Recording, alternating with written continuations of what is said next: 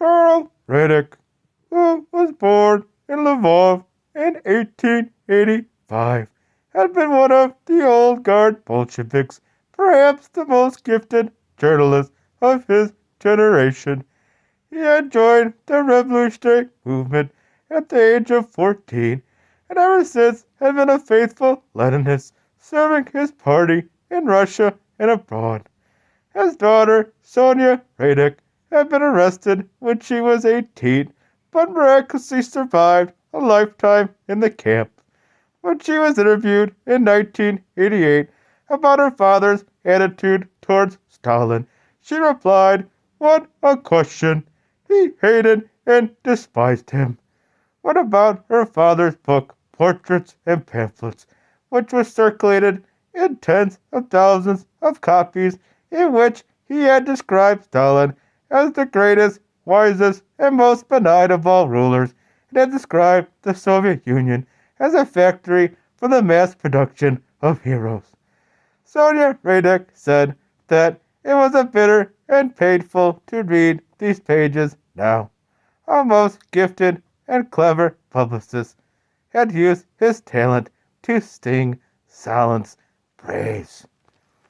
Radek's pro-Stalinist essays have been singled out by latter-day historians, unfairly, I believe, because virtually everyone else, from Bukharin to Pietrkov, behaved in the same way, asking for the death penalty for Zinoviev and Kamenev in the January 1st, 1934 issue of Pravda.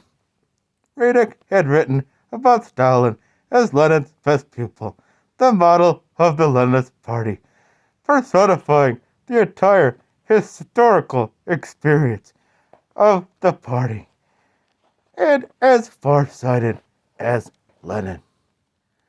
The article helped to open a new era in the adulation of the leader by former oppositionists.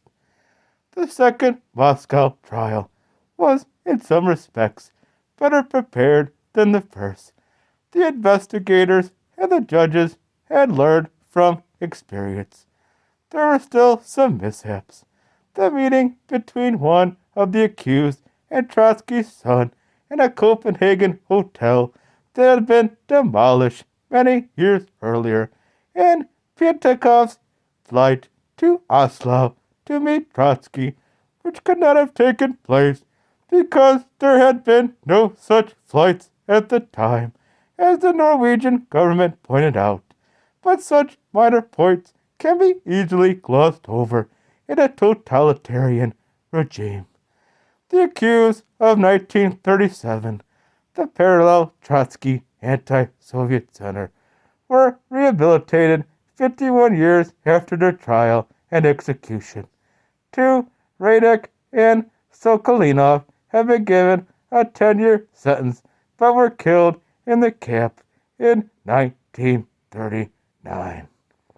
Oh, not a very good fate for those dissenting the progress of Joseph Stalin. Next time, folks, we move on to Chapter 5, A Murky Affair, the destruction of the Red Army.